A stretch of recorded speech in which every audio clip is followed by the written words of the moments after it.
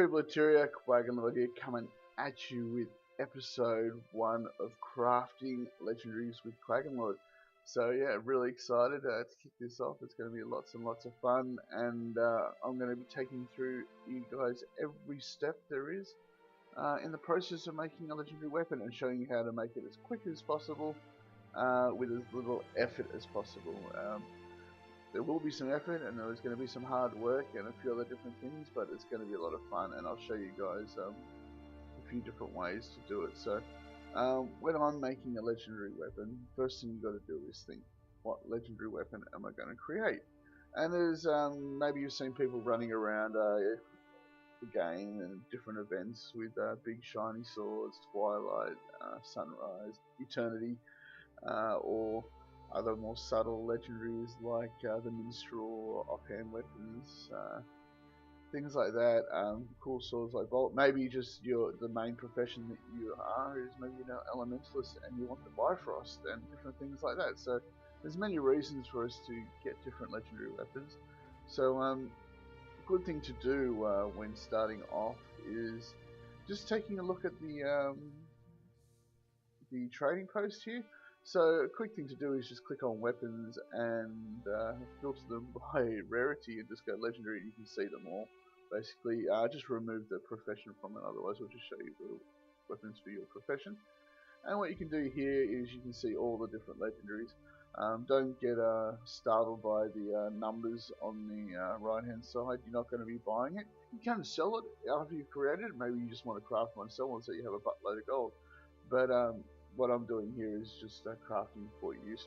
So what you can do here is you can preview the different things for anything from the train post. Most of you guys already know this, but I'm just covering it anyway. So you can have a look around and see the different legendaries, and even if it's not for this particular class, maybe it's just one that you want to create. And the good thing these days is you can share legendaries across different characters now, so they're all account bound. So that's absolutely brilliant. And you don't need to go around making multiple legendaries, because as soon as you've got the skin, you've got the skin. You can put it on anything you want. So you can be a level 2 ranger running around with the dreamer or something like that. So it's quite funny. So I'm making the Flameseeker Prophecies. So as you can see here, this is the Flameseeker Prophecies. I'm making it for my engineer. And it's something I've wanted for a long time but never got around to making for some reason. So the first step I'm going to do is I'm going to head to the Wiki Page. Okay, so I'm just going to Google it and bring up the Wiki Page and see what I need. So when you enter the Wiki Page, you're going to see a few different things, a little bit of history on the legendary, maybe a bit of lore behind it and stuff like that. But as you scroll down, you're going to see kind of like a really large recipe, and that consists of 4 main things. So you're going to have every legendary consists of the Gift of Mastery, so this is something that goes into every legendary, and also Gift of Fortune, and these two are staples when creating legendary weapons. All legendary weapons have these 2 major gifts, and they all consist of the same things. One of these main things being the Mystic Clovers. So these are going to be the first thing we're really going to start working at making. So the best thing to do with these gifts is to break it up into all the minor gifts and start working on the minor gifts first. So I'm going to probably bring out one of these a day and talk about the different things, and as I craft them I'll be adding new videos. So the reason we start off with the Mystic Clovers and not the Gift of Mastery, you'll think the Gift of Mastery will be first because everything's free, but the reason I start with the Clovers is because it uses some of the ingredients for the Gift of Mastery, and this is the Obsidian Shards.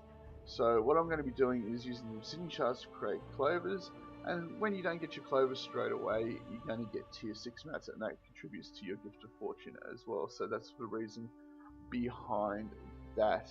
So putting all these gifts together, after I've got the Clovers, then I'll start working on the Gift of Mastery. And basically the Gift of Mastery consists of a Bloodstone Shard, that's skill points that we're going to get through doing map exploration and farming and different things. We're going to need 250 Obsidian Shards, the Gift of Exploration, so that's map completion, everyone knows about that, and the Gift of Battle, that's kind of a joke these days.